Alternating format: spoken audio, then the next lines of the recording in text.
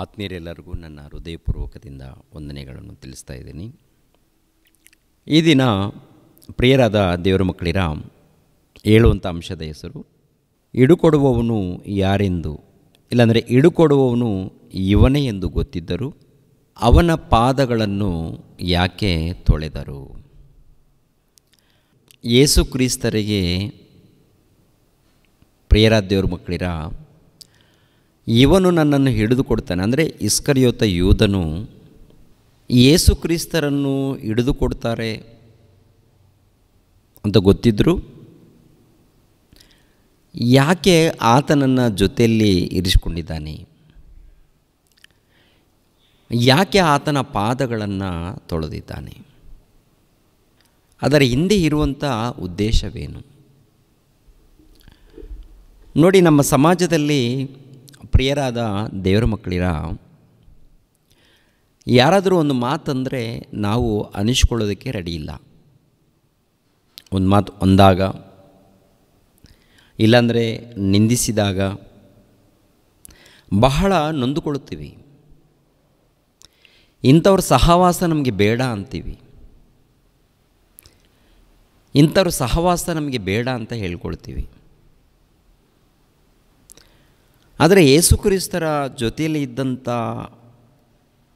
ಯೂದನು ಹೇಗೆ ಇದ್ದಾನೆ, ಆ ಇಸ್ಕರಿಯೋತ ಯೂದನು ಯಾವ ರೀತಿ ನಡ್ಕೊಂಡಿದ್ದಾನೆ, ಆ ಇಸ್ಕರಿಯೋತ ಯೂದನ ಗುಣಗಳು ಹೇಗಿತ್ತು ಒಂದ್ಸರಿ ಆಲೋಚನೆ ಮಾಡುವಾಗ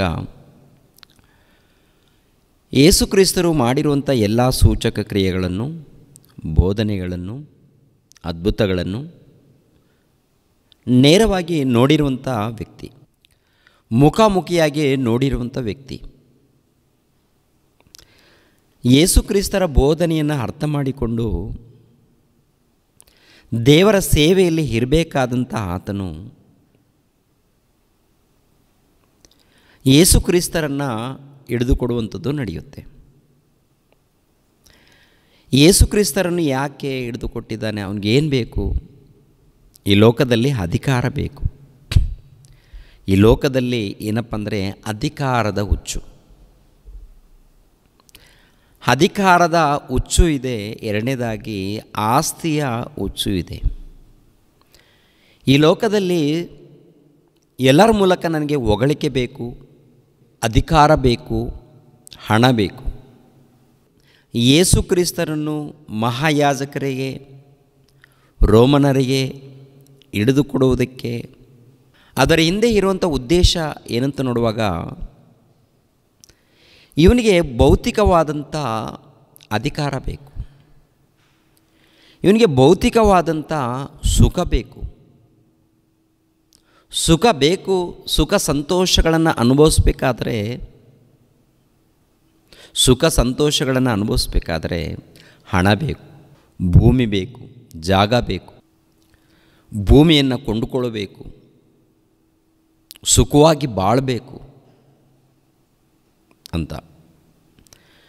ಅದಕ್ಕೆ ಯೇಸು ಕ್ರಿಸ್ತರನ್ನು ಹಿಡಿದುಕೊಡೋದಕ್ಕೆ ಒಪ್ಪಿಕೊಳ್ತಾರೆ ಇಸ್ಕರಿಯೋತ ಯೂದನು. ದುರಾಸೆ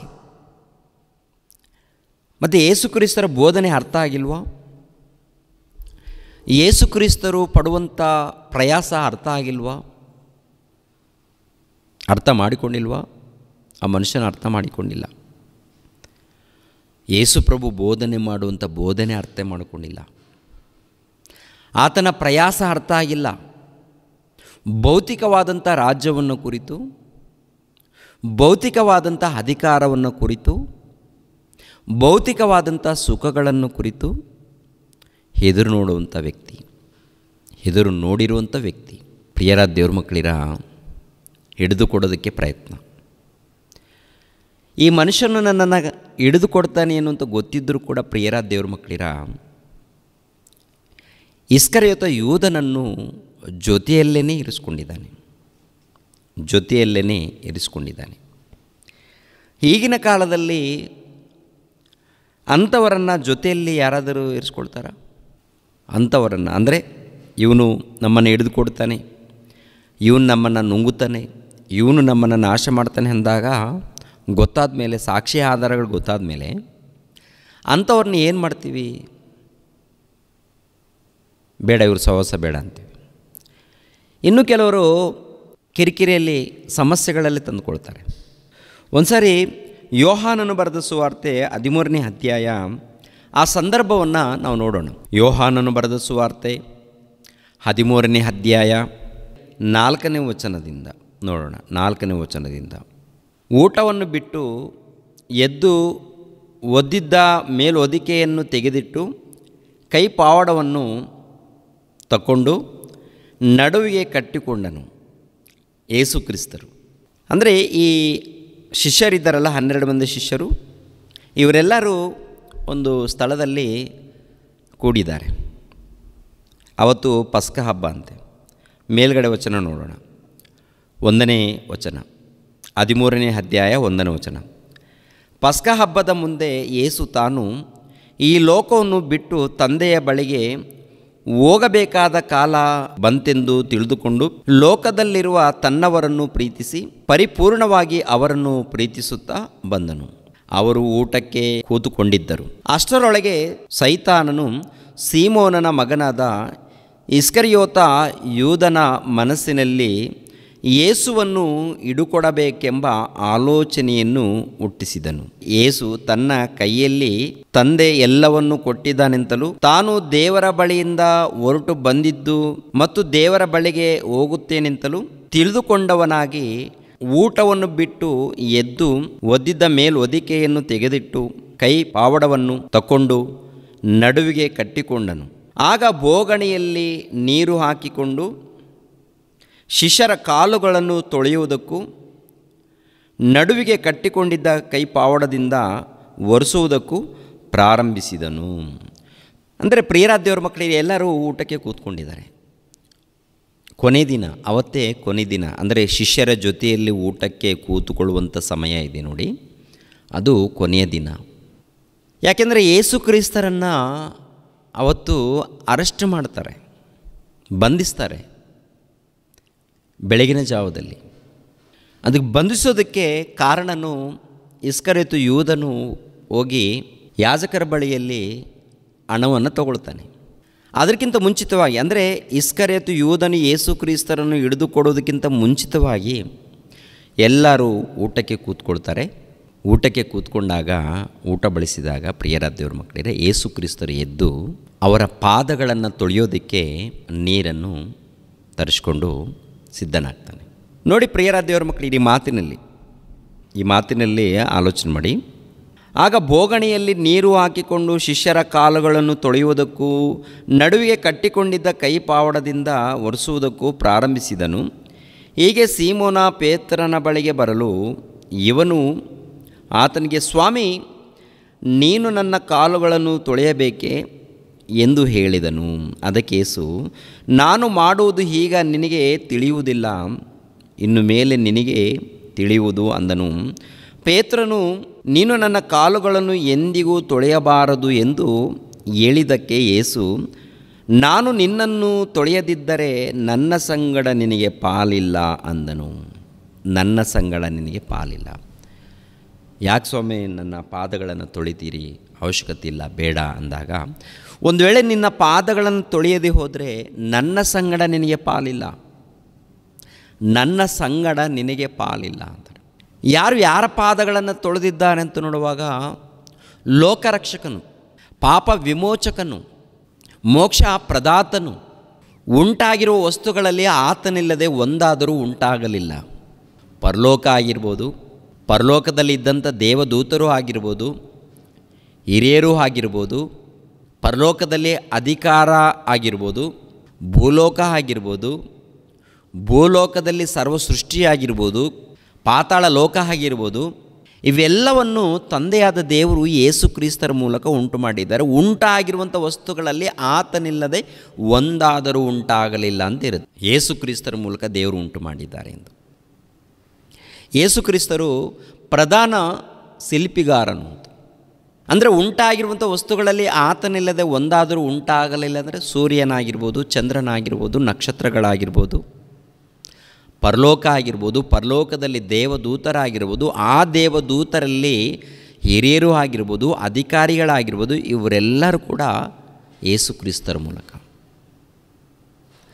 ಅಂಥ ಉನ್ನತ ಸ್ಥಾನದಲ್ಲಿ ಇದ್ದಂಥ ಆತನು ಭೂಲೋಕಕ್ಕೆ ಬಂದಾಗ ದಾಸನ ರೂಪ, ಸೇವಕನ ರೂಪವನ್ನು ಧರಿಸಿಕೊಂಡಿದ್ದಾನೆ.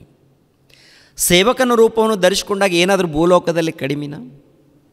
ಏನು ಅದ್ಭುತ ಮಾಡಬೇಕು? ಎಲ್ಲ ಅದ್ಭುತ. ಗಾಳಿಯನ್ನು ನಿಲ್ಲಿಸಿದ್ದಾನೆ, ಸಮುದ್ರವನ್ನು ನಿಮ್ಮಳ ಮಾಡಿದ್ದಾನೆ, ಊಟ ಬೇಕಂದಾಗ ಊಟ ಕೊಟ್ಟಿದ್ದಾನೆ, ವಿಧ ವಿಧವಾದಂಥ ರೋಗಿಗಳು ಬಂದಾಗ ಎಲ್ಲರನ್ನ ವಾಸಿ ಮಾಡಿದ್ದಾನೆ, ಕುರುಡರಿಗೆ ಕಣ್ಣುಗಳು ಬರುವಂತೆ ಮಾಡಿದ್ದಾನೆ, ಕುಂಟರಿಗೆ ಕಾಲುಗಳು ಬರುವಂತೆ ಮಾಡಿದ್ದಾನೆ, ಎಲ್ಲ ಅಂಗವಿಕಲರಿಗೆ ವಾಸಿ ಮಾಡಿದ್ದಾನೆ. ಮಾತಿನಲ್ಲಿ, ಪ್ರಾರ್ಥನೆಯಿಂದ ಅಷ್ಟೊಂದು ಶಕ್ತಿಯುಳ್ಳಂಥ ಆತನು, ಜ್ಞಾನವುಳ್ಳಂಥ ಆತನು, ಒಡೆಯನಾದಂಥ ಆತನು ಸಾಮಾನ್ಯರಾಗಿರುವಂಥ ಶಿಷ್ಯರ ಪಾದಗಳನ್ನು ತೊಳಿಬೇಕಾ? ಶಿಷ್ಯರ ಪಾದಗಳನ್ನು ತೊಳಿಬೇಕಾ? ಅವ್ರು ಯಾಕೆ ತೊಳಿಬೇಕಾಗಿತ್ತು? ತೊಳೆಯುವಂಥ ಅವಶ್ಯಕತೆ ಅವ್ರಿಗೇನು ಬಂತು? ಯೇಸು ಕ್ರಿಸ್ತರಿಗೆ. ಈಗಿನ ಕಾಲದಲ್ಲಿ ನೋಡುವಾಗ ಪ್ರಿಯರ ದೇವ್ರ ಮಕ್ಕಳಿರ, ಸ್ವಲ್ಪ ವಾಕ್ಯವನ್ನು ಕಲ್ತ್ಕೊಂಡ್ರೆ ಸಾಕು, ಎಲ್ಲ ನಾನೇ ಅಂತೇಳಿ ಗರ್ವದಿಂದ ಮೆರಿತಾ ಇರ್ತಾರೆ, ಅಹಂಕಾರದಿಂದ ಮೆರಿತಾ ಇರ್ತಾರೆ. ಒಬ್ಬರು ಸೇವಕರಂತ ಹೇಳಿ ಏನ್ರಿ ದೊಡ್ಡ ಸೇವಕರು ಅಂತ ಕರೆಯಲ್ಪಡ್ತಾ ಇದ್ದಾರೆ. ಅವ್ರ ಸಭೆಯಲ್ಲಿ ಕೋಲುಗಳಿರುತ್ತಲ್ಲ, ಕೋಲುಗಳು ಅಂದರೆ ಮೋಶೆ ಕಾಲದಲ್ಲಿ ಮೋಶೆ ಕೈಯಲ್ಲಿ ಕೋಲಿತ್ತಲ್ಲ, ಮೋಶೆ ಕೈಯಲ್ಲಿ ಇದ್ದಂಥ ಕೋಲನ್ನು ತೋರಿಸಿ, ವಚನವನ್ನು ತೋರಿಸಿ, ಇದು ಮೋಶೆ ಕೋಲು ಅಂತ ಹೇಳಿ ಮಾರಾಟ ಮಾಡುವಂಥದ್ದು. ಇದು ಇದ್ದರೆ ನಿಮ್ಮ ಮನೆಯಲ್ಲಿ ಆಶೀರ್ವಾದ, ಈ ಕೋಲುಗಳು ಇದ್ದರೆ ಆಶೀರ್ವಾದ. ಆ ಕೋಲು ಕೂಡ ಎಷ್ಟು ಹಣ, ಎಷ್ಟು ಗೊತ್ತಾ? ಸ್ತ್ರೀಯರಿಗಾದರೆ 1 ಲಕ್ಷ ರೂಪಾಯಿ ಅಂತೆ. ಸ್ತ್ರೀಯರಿಗೆ 1 ಲಕ್ಷ ರೂಪಾಯಿ. ಅಮ್ಮ, ಈ ಕೋಲನ್ನು ನಿಮ್ಮ ಮನೆಯಲ್ಲಿದ್ದರೆ ಆಶೀರ್ವಾದಮ್ಮ, ಆಶೀರ್ವಾದ ಬರುತ್ತೆ. ಸಭೆಯಲ್ಲಿ ಯಾರು ಅಂತ ನೋಡುವಾಗ ದೇವರ ಮಕ್ಕಳು ತಾನೆ. ಬಂದಿರೋರು ಯಾರಂತ ನೋಡುವಾಗ ದೇವರ ಮಕ್ಕಳು ತಾನೆ. ತನಗೆ ಆತ್ಮೀಯರಾದಂಥ ಮಕ್ಕಳಾಗ್ತಾರೆ ತಾನೆ. ಆತ್ಮೀಯರಾದಂಥ ಮಕ್ಕಳ ಬಳಿಯಲ್ಲಿ ಇಷ್ಟು ಹಣ ಕೊಟ್ಟು ತಗೊಳ್ಬೇಕಾ? ಮೋಶೆಗೆ ದೇವರು ಉಚಿತವಾಗಿ ಕೊಟ್ಟಿದ್ದಾರೆ. ಇವನು ಮಾತ್ರ ಹಣ ಕೊಟ್ಟು ಏನು ಮಾಡ್ತಾಯಿದ್ದಾನೆ ಗೊತ್ತಾ? ಹಣ ಕೊಡಬೇಕು ಅಂತೇಳಿ ಅದನ್ನು ಮಾರಾಟ ಮಾಡ್ತಾಯಿದ್ದಾನೆ ದೇವರ ಹೆಸರಿನಲ್ಲಿ. ದೇವರ ಹೆಸರಿನಲ್ಲಿ ನಾನು ಪ್ರತ್ಯೇಕವಾದಂಥ ಬೋಧಕ ಅಂತೇಳಿ, ನಾನು ಎಲ್ಲ ಬೋಧಕಗಳಿಗಿಂತ, ಎಲ್ಲ ಬೋಧಕರಿಗಿಂತ, ಎಲ್ಲ ಚರ್ಚೆಗಳಿಗಿಂತ ಒಂದು ವಿಶೇಷವಾದಂಥ ಪವರ್ ದೇವರು ನನಗೆ ಕೊಟ್ಟಿದ್ದಾರಂತೇಳಿ ಜನರನ್ನು ಮರುಳು ಮಾಡಿ, ಮಾಯ ಮಾಡಿ, ಕುರಿವೇಷ ಹಾಕಿಕೊಂಡು ಜನರ ಮಧ್ಯದಲ್ಲಿ, ಇಲ್ಲಾಂದರೆ ಜನರನ್ನು ಮೋಸ ಮಾಡುವಂಥ ವಿಧದಲ್ಲಿ ಬೋಧನೆ ಮಾಡಿ, ಯೂಟ್ಯೂಬ್ ಚಾನಲ್ ಇಟ್ಕೊಂಡು, ಆನಂತರ ಕೆಲವ್ರನ್ನ ಟ್ರೈನಿಂಗ್ ಕೊಟ್ಟು, ಹೀಗೆ ಮಾತಾಡಿ ಹೀಗೆ ಮಾತಾಡಿ ಅಂತ ತೋರಿಸಿ ಜನರನ್ನು ಮರುಳು ಮಾಡಿ ಅನೇಕರನ್ನು ದಾರಿ ತಪ್ಪಿಸುವಂಥ ಕುರುಡ ಬೋಧಕ, ಕ್ರೂರವಾದಂಥ ಬೋಧಕ. ಇಂಥ ಕ್ರೂರವಾದಂಥ ಬೋಧಕರು ಅಲ್ಲಲ್ಲಿ ಬಹಳ ಮಂದಿ ಇದ್ದಾರೆ. ಮತ್ತು ಉಪ್ಪು ಪಾಕಿಟ್ ಮಾರಾಟ ಮಾಡ್ತಾರೆ, ಇಲ್ಲಾಂದರೆ ಎಣ್ಣೆ ಬಾಟಲ್ಗಳನ್ನು ಮಾರಾಟ ಮಾಡ್ತಾರೆ. ನಿಮಗೆ ಪಾಪ ಪರಿಹಾರ ಆಗಬೇಕಾದ್ರೆ ಕೆಲವು ತಿನ್ನುವಂಥ ಫ್ರೂಟ್ಸ್ ತಂದುಕೊಡಿ, ಡ್ರೈ ಫ್ರೂಟ್ಸ್ ತಂದುಕೊಡಿ, ನಾವು ಪ್ರಾರ್ಥನೆ ಮಾಡ್ತೀವಿ, ನಿಮ್ಮ ಪಾಪ ಕ್ಷಮಾಪಣೆಗೋಸ್ಕರ ನಾವು ಪ್ರಾರ್ಥನೆ ಮಾಡ್ತೀವಿ. ಬೈಬಲಲ್ಲಿ ಇಲ್ಲದಂಥ ಬೋಧನೆ, ಬೈಬಲಲ್ಲಿ ಇಲ್ಲದಂಥ ಬೋಧನೆಯನ್ನು ಮಾಡಿ ದಾರಿ ತಪ್ಪಿಸುವಂಥ ಒಬ್ಬ ಕ್ರೂರ. ಬೈಬಲಲ್ಲಿಲ್ಲ, ದೇವರು ಹೇಳಿಲ್ಲ, ದೇವರು ಹೇಳದೇ ಇರುವಂಥ ಬೋಧನೆಯನ್ನು ಮಾಡಿ ದಾರಿ ತಪ್ಪಿಸುವವರಿದ್ದಾರೆ, ದಾರಿ ತಪ್ಪಿಸುವಂಥವರು. ಪ್ರಿಯರ ದೇವ್ರ ಮಕ್ಕಳಿರ, ಈ ಕೊನೆಯ ದಿನಗಳಲ್ಲಿ ಪ್ರತಿಯೊಬ್ಬರು ಕೂಡ ಎಚ್ಚೆತ್ತುಕೊಳ್ಳದೆ ಹೋದರೆ ಮೋಸ ಹೋಗ್ತೀವಿ. ವಾಕ್ಯದ ವಿಷಯದಲ್ಲಿ ಎಚ್ಚೆತ್ತುಕೊಳ್ಬೇಕು, ವಾಕ್ಯದ ವಿಷಯದಲ್ಲಿ. ಮತ್ತು ಆ ಮನುಷ್ಯ ಇನ್ನೊಂದು ರೀತಿಯಲ್ಲಿ ಏನು ಗೊತ್ತಾ, ಆ ಸಭೆಯಲ್ಲಿದ್ದಂಥ ಶಿಷ್ಯರಿರ್ತಾರಲ್ಲ, ಹೆಣ್ಣುಮಕ್ಕಳು ಗಂಡು ಮಕ್ಕಳು, ಅವರ ಮೂಲಕ ಏನ್ರಿ ಈ ಮನುಷ್ಯನು ಪಾದಗಳನ್ನು ತೊಳೆಸ್ಕೊಳ್ತಾನಂತೆ. ಹೇಗೆ ತೊಳೆಸ್ಕೊಳ್ತಾನಂತ ನೋಡುವಾಗ ಏನ್ರಿ ಒಂದು ಪಾತ್ರೆ ತೊಗೊಂಡು ಮತ್ತೆ ಅವರು ಹಾಲಿನ ಮೂಲಕ ಪಾದಾಭಿಷೇಕ, ಹಾಲಿನ ಮೂಲಕ, ಹಾಲು, ನೀರಿನ ಮೂಲಕ ಅಲ್ಲ. ಯೇಸು ಕ್ರಿಸ್ತರು ನೋಡುವಾಗ ಶಿಷ್ಯರ ಪಾದಗಳನ್ನು ನೀರಿನ ಮೂಲಕ ತೊಳೆದರು, ಅವರ ಪಾದಗಳನ್ನು ಒರೆಸಿದ್ರು. ಇವ್ರು ನೋಡುವಾಗ ಶಿಷ್ಯರ ಮೂಲಕ ಏನ್ರಿ ಇವರು ಪಾದಗಳನ್ನು ತೊಳೆಸ್ಕೊಳ್ತಾ ಇದ್ದಾರೆ. ಶಿಷ್ಯರ ಅಂದರೆ ಸಭೆಯಲ್ಲಿ ಹೋದಂಥ ಅವರ ರಕ್ತವನ್ನು ಕುಡಿತಾರೆ. ಬೈಬಲ್ಗೆ ವಿರುದ್ಧವಾದಂಥ ಬೋಧನೆ ಮಾಡಿ ಭಯ ಹುಟ್ಟಿಸಿ ಆಶೀರ್ವಾದ ಎನ್ನುವಂಥ ನೆಪದಿಂದ ದಾರಿ ತಪ್ಪಿಸುವಂಥ ಬೋಧನೆ. ಇಂಥ ಸುಳ್ಳು ಬೋಧಕರು ಅನೇಕ ಮಂದಿ ಬರ್ತಾರಂತೇಳಿ 1ನೇ ಶತಮಾನದಲ್ಲಿ ಯೇಸು ಕ್ರಿಸ್ತರು ಹೇಳಿದ್ದಾರೆ. ಯೇಸು ಕ್ರಿಸ್ತರು ಹೇಳಿರುವಂಥ ಬೋಧನೆಯನ್ನು ಯಾರಿಗೆ ಅರ್ಥ ಆಗುತ್ತೆ? ಯಾರು ಅರ್ಥ ಮಾಡಿಕೊಂಡಿದ್ದಾರೆ? ನಮಗೇನು ಸಭೆ ಇದ್ದರೆ ಸಾಕಪ್ಪ, ಸಭೆಯಲ್ಲಿ ಮದುವೆಗಳಾಗುತ್ತೆ, ಬರ್ತ್ಡೇ ಕಾರ್ಯಕ್ರಮಗಳಾಗುತ್ತೆ, ಯಾರಾದರೂ ಸತ್ತೋದ್ರೆ ಸ್ಮಶಾನದಲ್ಲಿ ಊತಾಕ್ತಾರೆ, ಅಂಥ ಸಭೆಗಳು ಬೇಕು. ಅಂದರೆ ವಾಕ್ಯ ಇರೋದು ಬೇಡವಾ? ವಾಕ್ಯದ ಬಗ್ಗೆ ಯೋಚನೆ ಮಾಡೋರೇ ಇಲ್ಲ. ವಾಕ್ಯದ ಬಗ್ಗೆ ಯೋಚನೆ ಮಾಡೋರೇ ಇಲ್ಲ. ಹೇಗೆ ಬೆಳೆದಿದ್ದಾರಂತ ನೋಡುವಾಗ ಬೋಧಕರು ತೋಳಗಳಾಗಿದ್ದಾರೆ. ತೋಳಗಳು, ಕುರಿವೇಷ ಹಾಕಿಕೊಂಡು ತೋಳಗಳು ಮನುಷ್ಯರನ್ನು ತಿಂತವೆ, ಅವು ರಕ್ತ ಕುಡಿತವೆ. ರಕ್ತವನ್ನು ಕುಡಿಯುವಂಥದ್ದು ದೇವರ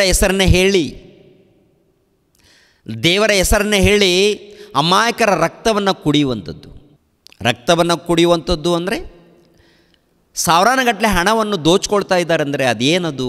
ಅವರ ಕಷ್ಟವನ್ನು ನುಂಗುತ್ತಾ ಇದ್ದಾರಲ್ಲ ಇವರು, ಬಡವರ ಕಷ್ಟವನ್ನು. ಅದು ಏನಾದರೂ ದೇವರ ಸೇವೆಗೋಸ್ಕರ ಉಪಯೋಗ ಮಾಡ್ತಾ ಇದ್ದಾರಾ? ದೇವರ ಸೇವೆಗಾಗಿ ಏನಾದರೂ ಉಪಯೋಗವಾಗ್ತಾ ಇದೆಯಾ? ದೇವರ ಸೇವೆಗೋಸ್ಕರ ಅದಿಲ್ಲ. ದೇವರ ಸೇವೆಗೋಸ್ಕರ ಖಂಡಿತವಾಗಿ ಉಪಯೋಗವಾದರೆ ದೇವ್ರಿಗೆ ಸ್ತೋತ್ರವಾಗಲಿ. ಹಾಗೆ ನಡೀತಾ ಇಲ್ಲ. ಮೋಸ ನಡೀತಾ ಇದೆ, ಅನ್ಯಾಯ ನಡೀತಾ ಇದೆ. ಯೇಸು ಕ್ರಿಸ್ತರು ಶಿಷ್ಯರ ಪಾದಗಳನ್ನು ತೊಳೆದು ಪ್ರಪಂಚಕ್ಕೆ ಮಾದರಿಯನ್ನು ತೋರಿಸಿದ್ದಾರೆ. ಮಾದರಿಯನ್ನು ಏನ್ರಿ, ಒಂದು ಪಾತ್ರೆಯಲ್ಲಿ ನೀರು ಹಾಕ್ಕೊಂಡು ಆನಂತರ ಪಾದಗಳನ್ನು ಆ ಪಾತ್ರೆಯಲ್ಲಿ ಸೇರಿಸಿ ಆ ಪಾತ್ರೆಯಲ್ಲಿ ಇಡಿಪ ತೊಳಿತೀನಿಪ್ಪ ನಿಮ್ಮ ಪಾದಗಳನ್ನು ತೊಳಿತೀನಿ. ಯಾರು? ಲೋಕರಕ್ಷಕನಾಗಿರುವಂಥ ಪುರುಷನಾಗಿರುವಂಥ ಕ್ರಿಸ್ತನು ಪಾದಗಳನ್ನು ತೊಳೆದಿದ್ದಾನ? ಶಿಷ್ಯರ ಪಾದಗಳನ್ನು ತೊಳೆದಿದ್ದಾನ? ಈಗಿನ ಕಾಲದಲ್ಲೂ ಕೂಡ ಕೆಲವರು ತೊಳಿತಾರೆ, ಶಿಷ್ಯರ ಪಾದಗಳನ್ನು ತೊಳಿತಾರೆ. ಅಂದರೆ ಕುರಿವೇಷ ಹಾಕಿಕೊಂಡು, ಅಂದರೆ ಮರುಳು ಮಾಡೋದಕ್ಕೆ ತೊಳೆಯೋರು ಕೂಡ ಇದ್ದಾರೆ. ಮರುಳು ಮಾಡೋದಕ್ಕೆ ಯೇಸು ಕ್ರಿಸ್ತರ ಪಾದಗಳನ್ನು ತೊಳೆದಿದ್ದಾರೆ, ಅದಕ್ಕೆ ನಾನು ಕೂಡ ತೊಳಿತೀನಂತೇಳಿ ಜನರನ್ನು ಮರುಳು ಮಾಡೋದಕ್ಕೆ. ಅಂದರೆ ಯಥಾರ್ಥವಾದಂಥ ಸೇವಕರು ಬೇಕು ಈ ಕಾಲದಲ್ಲಿ. ಇದ್ದದ್ದು ಇದ್ದ ಹಾಗೆ ಬೋಧನೆ ಮಾಡಬೇಕು, ಅವ್ರು ನಡ್ಕೊಳ್ಬೇಕು. ಮೊಟ್ಟ ಮೊದಲು ಅವ್ರು ನಡ್ಕೋಬೇಕು. ಬೋಧನೆ ಹೇಳೋದು ಮಾತ್ರವಲ್ಲ, ಮೊಟ್ಟ ಮೊದಲು ಅವ್ರು ನಡ್ಕೊಳ್ಬೇಕು. ಎರಡನೇದಾಗಿ ಬೋಧನೆ ಮಾಡಬೇಕು. ನಡೆದುಕೊಳ್ಳದೆ ಬೋಧನೆ ಮಾಡಿದ್ರೆ ನಾವು ಶಾಪಗ್ರಸ್ತರಾಗ್ತೀವಿ. ಸರಿ ಮಾಡಿಕೊಳ್ಬೇಕು. ವಾಕ್ಯದ ಮೂಲಕ ಖಂಡಿತವಾಗಿ ಸರಿ ಮಾಡಿಕೊಳ್ಬೇಕು. ನೋಡಿ ಪ್ರಿಯರಾದ ದೇವರ ಮಕ್ಕಳಿರ, 7ನೇ ವಚನ, ನಾನು ಮಾಡುವುದು ಈಗ ನಿನಗೆ ತಿಳಿಯುವುದಿಲ್ಲ ಪೇತ್ರನೇ, ಇನ್ನು ಮೇಲೆ ನಿನಗೆ ತಿಳಿಯುವುದು ಅಂದನು. ಪೇತ್ರನು, ನೀನು ನನ್ನ ಕಾಲುಗಳನ್ನು ಎಂದಿಗೂ ತೊಳೆಯಬಾರದು ಎಂದು ಹೇಳಿದಕ್ಕೆ ಯೇಸು, ನಾನು ನಿನ್ನನ್ನು ತೊಳೆಯದಿದ್ದರೆ ನನ್ನ ಸಂಗಡ ನಿನಗೆ ಪಾಲಿಲ್ಲ ಅಂದನು.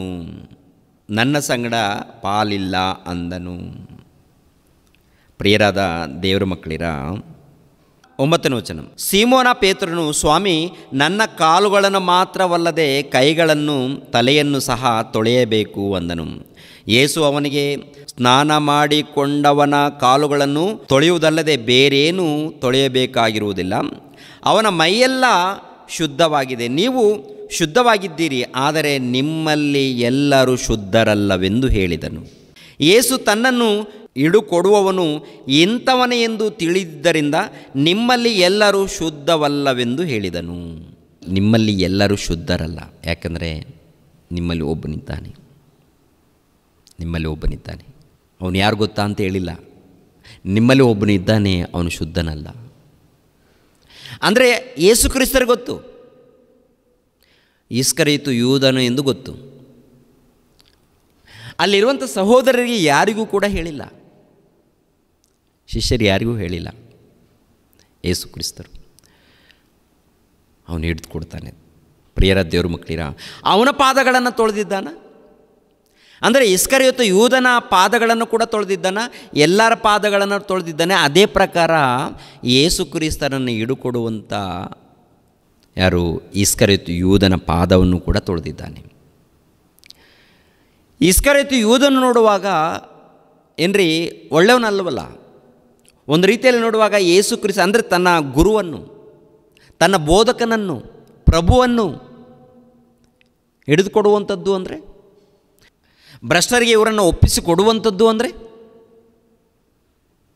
ಏನು ಆಲೋಚನೆ ಏನು ಅಂದರೆ, ತನ್ನ ಪ್ರಭುವಿಗಾಗಿ, ಬೋಧಕನಿಗಾಗಿ, ಒಡೆಯನಿಗಾಗಿ, ತನ್ನ ಗುರುಗಾಗಿ ಪ್ರಾಣ ಕೊಡಬೇಕಾದಂಥ ಈತನು ಆ ಗುರುವನ್ನೇ, ಯೇಸುವನ್ನೇ ಒಪ್ಪಿಸಿಕೊಡೋದಕ್ಕೆ ಸಿದ್ಧನಾಗಿದ್ದಾನೆಂದರೆ ಅವನ ಹೃದಯದಲ್ಲಿ ಏನು ತುಂಬಿಕೊಂಡಿದೆ? ಸೈತಾನನ್ನು ತುಂಬಿಕೊಂಡಿದ್ದಾನೆ.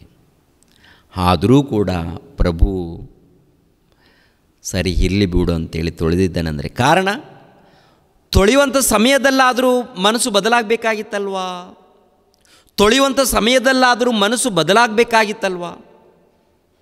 ಯಾಕೆ ತೊಳೆದಿದ್ದಾನೆ? ಉದ್ದೇಶವೇನಂತ ನೋಡುವಾಗ, ಪ್ರಿಯರ ದೇವರ ಮಕ್ಕಳಿರ, ಪೇತ್ರನು ಬರೆದ ಮೊದಲನೇ ಪತ್ರಿಕೆ 4ನೇ ಅಧ್ಯಾಯ, ಪೇತ್ರನು ಬರೆದ ಮೊದಲನೇ ಪತ್ರಿಕೆ 4ನೇ ಅಧ್ಯಾಯ 8ನೇ ವಚನವನ್ನು ನೋಡೋಣ ಪ್ರಿಯರೇ. ಪೇತ್ರನು ಬರೆದ ಮೊದಲನೇ ಪತ್ರಿಕೆ 4ನೇ ಅಧ್ಯಾಯ 8ನೇ ವಚನವನ್ನು, ಮೊಟ್ಟ ಮೊದಲು ನಿಮ್ಮೊಳಗೆ ಯಥಾರ್ಥವಾದ ಪ್ರೀತಿ ಇರಲಿ, ಯಥಾರ್ಥವಾದಂಥ ಪ್ರೀತಿ ಇರಲಿ.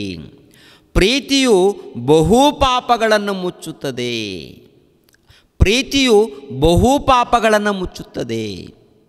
ಯೇಸುಕ್ರಿಸ್ತರು ಪ್ರೀತಿ ಸ್ವರೂಪನು. ಪ್ರೀತಿ ಸ್ವರೂಪನಾಗಿರುವಂಥ ಈತನು ಏನು ಮಾಡಿದ್ದಾನೆ? ಬಹು ಪಾಪಗಳನ್ನು ಏನು ಮಾಡ್ತಾನೆ? ತೊಳಿತಾನೆ, ಮುಚ್ಚುತ್ತಾನೆ ಆತನು.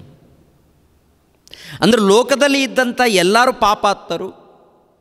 ಆತನ ಜೊತೆಯಲ್ಲಿದ್ದವರು ಏನ್ರಿ ಪ್ರಿಯರ ದೇವ್ರ ಮಕ್ಕಳಿರ, ಜೊತೆಯಲ್ಲಿ ಇದ್ದವರಲ್ಲಿ ಒಬ್ಬನು ಪಾಪಾತ್ಮನು, ಪಾಪದಲ್ಲಿ ಇದ್ದಾನೆ. ಪಾಪದಲ್ಲಿ ಇದ್ದಂಥ ಅವನನ್ನು ಪ್ರೀತಿಸಿ ಅವನ ಪಾದಗಳನ್ನು ಕೂಡ ತೊಳಿತಾನೆ.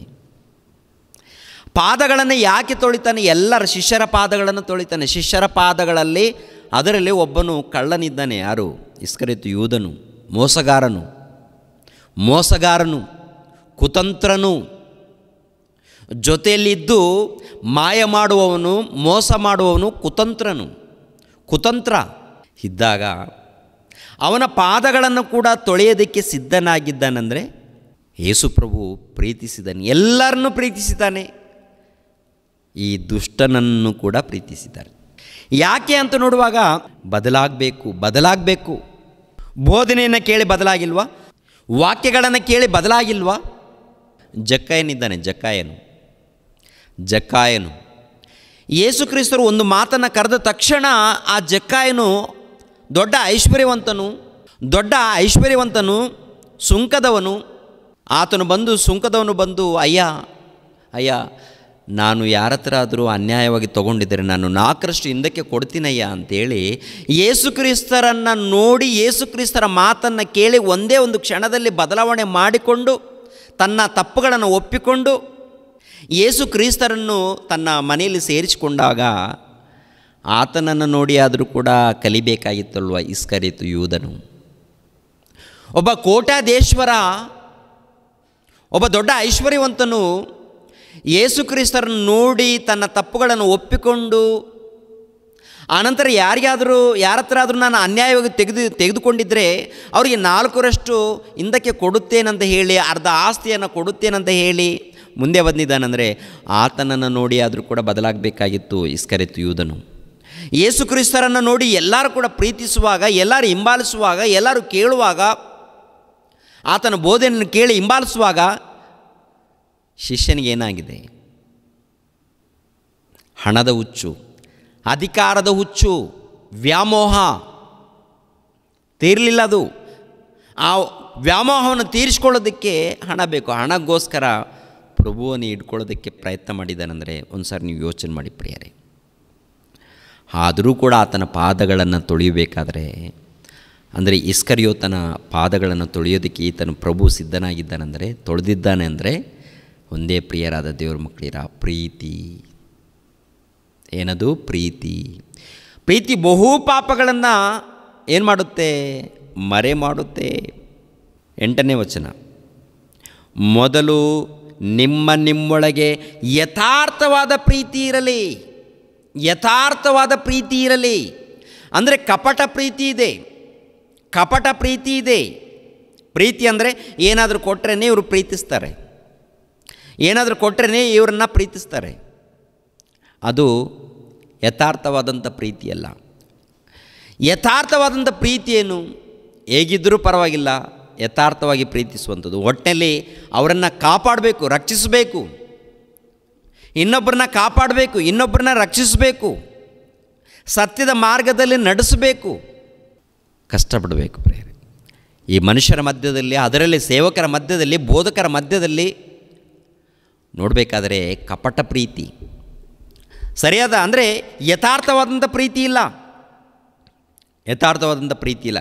ನಿಜವಾಗ್ಲೂ ಯಥಾರ್ಥವಾದಂಥ ಪ್ರೀತಿ ಇದ್ದರೆ ಬಹು ಪಾಪಗಳನ್ನು ಮುಚ್ಚುತ್ತದೆ.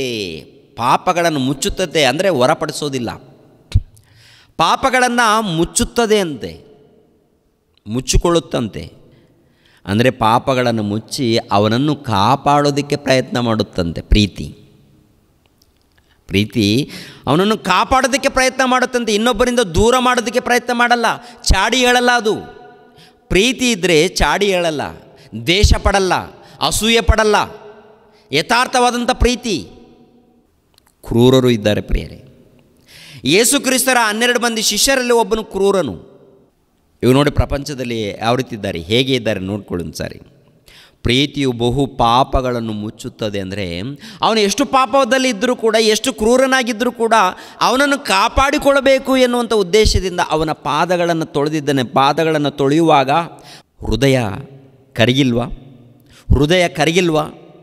ಲೋಕರಕ್ಷಕನು, ಪಾಪ ವಿಮೋಚಕನು, ಮೋಕ್ಷ ಪ್ರದಾತನು, ಅನೇಕರಿಗೆ ಕಾಲುಗಳನ್ನು ಕೊಟ್ಟಾತನು, ಕಣ್ಣುಗಳನ್ನು ಕೊಟ್ಟಾತನು, ಅನೇಕ ಅದ್ಭುತಗಳನ್ನು ಮಾಡಿದಾತನು, ಮಹಾಜ್ಞಾನವನ್ನು ಸಾರಿದಾತನು, ಆ ಗುರು ಬಂದು ನಮ್ಮ ಪಾದಗಳನ್ನು ತೊಳಿತಾ ಇದ್ದಾನೆ ಅಂದಾಗ ಆ ಪಾದಗಳನ್ನು ತೊಳೆಯುವಂಥ ಆ ಸಮಯದಲ್ಲಿ ಮನಸ್ಸು, ಹೃದಯ ಕರಗಿಲ್ವಾ? ಬದಲಾಗಲಿಲ್ಲ ಪ್ರಿಯರ ದೇವರ ಮಕ್ಕಳ. ಅಂದರೆ ಕೊನೆ ತನಕ ಆ ಮನುಷ್ಯನನ್ನು ಕಾಪಾಡಿಕೊಳ್ಳೋದಕ್ಕೆ ಪ್ರಯತ್ನ ಮಾಡಿದ್ದಾನೆ ಪ್ರಭು. ಕೊನೆ ತನಕ ಪ್ರೀತಿ ತೋರಿಸಿದ್ದಾನೆ. ಬದಲಾಗಬೇಕಾಗಿತ್ತು, ಆಗಲಿಲ್ಲ. ತೋರಿಸಿದ್ದಾನೆ. ಇದು ಟೋಟಲ್ ಪ್ರಪಂಚಕ್ಕೆ ಮಾದರಿಯಾಗಿರಬೇಕು. ಈಗಿನ ಕಾಲದಲ್ಲಿ ಪಾದಗಳನ್ನು ತೊಳಿಬೇಕು ಅಂತ ಹೇಳಿ ನಾವು ಪಾದಗಳನ್ನು ತೊಳಿಬೇಕಂತೇಳಿ ದೊಡ್ಡ ಕಾರ್ಯಕ್ರಮನ ಇಟ್ಕೊಳ್ಳುವಂಥದ್ದು ಅವಶ್ಯಕತೆ ಇಲ್ಲ ಏನ್ರಿ. ಯಥಾರ್ಥವಾದಂಥ ಪ್ರೀತಿ ತೋರಿಸ್ಬೇಕಾಗತ್ತೆ. ಪಾದಗಳನ್ನು ತೊಳಿತೀವ ಇನ್ನೂ ಒಳ್ಳೆಯದು. ತೊಳೆದ ಮೇಲೆ ದ್ವೇಷ ಮಾಡೋದಲ್ಲ, ಹಗೆ ಮಾಡೋದಲ್ಲ, ಮತ್ಸರ ಪಡೋದಲ್ಲ. ಯಾರ ಮೇಲೆ? ಭಕ್ತರ ಮೇಲೆ, ದೇವರ ಮಕ್ಕಳ ಮೇಲೆ, ದೇವರ ಸಭೆಯ ಮೇಲೆ ದ್ವೇಷ ಪಡುವಂಥದ್ದು, ಇಲ್ಲಾಂದರೆ ಅಸೂಯೆ ಪಡುವಂಥದ್ದು ಇರಬಾರ್ದು. ಎಷ್ಟು ಮಂದಿ ಸುಳ್ಳು ಬೋಧಕರು ಪ್ರಪಂಚ ದೇಶದಲ್ಲಿ ತುಂಬಿದ್ದಾರೆ. ಅನೇಕ ಮೋಸಗಳು ನಡೀತಾ ಇದೆ. ಅಮಾಯಕರನ್ನು ದೇವರ ಹೆಸರಿನಲ್ಲಿ ಮೋಸ ಮಾಡ್ತಾ ಇದ್ದಾರೆ. ನಿಲ್ಲಿಸ್ತಾರೆ, ಟಚ್ ಅಂದರೆ ಬೆಳೆಸ್ತಾ ಇದ್ದಾರೆ. ದೇವರಿದ್ದಾರೆ, ದೇವರ ಆತ್ಮ ಇಳಿದಿದೆ ಅಂತ ಭಯಂಕರವಾದಂಥ ಮೋಸಗಳು, ಪಾಪಗಳು ನಡೀತಾ ಇದೆ ಪ್ರಿಯರ ದೇವ್ರ ಮಕ್ಕಳಿರ. ಅನೇಕ ಸುಳ್ಳು ಬೋಧನೆಗಳು ಹರಡಿದೆ. ಸುಳ್ಳು ಬೋಧನೆಗಳು ಅಂದರೆ ಯಾರಿವರು? ಕ್ರೂರರು, ತೋಳಗಳು, ಸಭೆಯನ್ನು ಕನಿಕರಿಸದ ತೋಳಗಳು. ಸಭೆ ಅಂದರೆ ಮಕ್ಕಳು, ದೇವರ ಮಕ್ಕಳನ್ನು ಕನಿಕರಿಸಬೇಕು. ದೇವರ ಸೇವೆ ನಾವು ಮಾಡ್ತಾ ಇದ್ದೀವ? ದೇವರ ಸೇವೆಯನ್ನು ನಾವು ಮಾಡ್ತಾ ಇದ್ದೀವಿ ಅಂದರೆ ದೇವರ ಮಕ್ಕಳನ್ನು ನಾವು ಕನಿಕರಿಸಬೇಕು. ಅವರಿಗೆ ಒಳ್ಳೆಯ ಆಹಾರವನ್ನು ಕೊಡಬೇಕು, ಆತ್ಮಿಕವಾದಂಥ ಆಹಾರ, ಆರೋಗ್ಯಕರವಾದಂಥ ಆಹಾರ. ಅವರಿಗೆ ಸೇವೆ ಮಾಡಬೇಕು ನಾವು. ಅವರಿಗೆ ಸೇವೆ ಮಾಡುವಂಥದ್ದು ಪ್ರಿಯರಾದ ದೇವರ ಮಕ್ಕಳಿರ. ಸೇವೆ ಮಾಡುವಂಥದ್ದು ಅಂದರೆ ವಾಕ್ಯ ಹೇಳೋದು ಮಾತ್ರವಲ್ಲ, ವಾಕ್ಯ ಹೇಳಬೇಕು, ಉಪಚಾರನೂ ಕೂಡ ಮಾಡಬೇಕಂತ ಹೇಳ್ತಾರೆ. ನಾವೇನು ಮಾಡ್ತೀವಿ ಅಂತ ನೋಡುವಾಗ ಉಪಚಾರವನ್ನು ಮಾಡಿಸ್ಕೊಳ್ತೀವಿ ನಾವು. ಎಲ್ಲ ಬೋಧಕರು ಏನು ಮಾಡ್ತಾರೆ ಅಂದರೆ ಉಪಚಾರವನ್ನು ಮಾಡಿಸ್ಕೊಳ್ತಾರೆ. ಉಪಚಾರವನ್ನು ಮಾಡೋರು ಯಾರು? ಸೇವೆ ಮಾಡೋರು ಯಾರು? ಸೇವೆ ಮಾಡುವಂಥ ಸೇವಕರು ಯಾರು? ಪಾದಗಳನ್ನು ತೊಳಿತಾರೆ, ಆನಂತರ ರಕ್ತವನ್ನು ಕುಡಿತಾರೆ. ಪಾದಗಳನ್ನು ತೊಳಿತಾರೆ, ರಕ್ತವನ್ನು ಕುಡಿಯೋರಿದ್ದಾರೆ. ಅದಲ್ಲ, ನಿಜವಾದ ಸೇವೆ ಮಾಡಬೇಕು.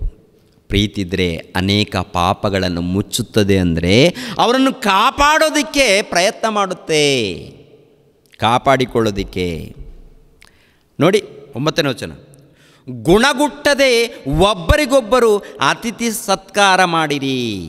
ಗುಣಗುಟ್ಟದೆ ಒಬ್ಬರಿಗೊಬ್ಬರು ಅತಿಥಿ ಸತ್ಕಾರ ಮಾಡಿರಿ. ಅತಿಥಿನೇ ಇಲ್ಲ, ಸತ್ಕಾರವೂ ಇಲ್ಲ. ಅಂದರೆ ಕೇವಲ ಬೋಧನೆ ಹೇಳೋದಕ್ಕೆ ಮಾತ್ರ ನಿಲ್ತಾರೆ. ಅತಿಥಿ ಮಾಡೋದೇನಿಲ್ಲ, ಸತ್ಕಾರ ಏನಿಲ್ಲ. ಅಂದರೆ ಊಟ ಕೊಡುವಂಥದ್ದು, ಉಪಚಾರ ಮಾಡುವಂಥ ಏನೂ ಇಲ್ಲ. ಅದು ಕೂಡ ಒಂದು ಪ್ಲೇಟ್ ಬಿರಿಯಾನಿ ತರಿಸಿದ ಮೇಲೆ ದೊಡ್ಡದಾಗಿ ದಂಡೋರ ಹೊಡಿತಾರೆ.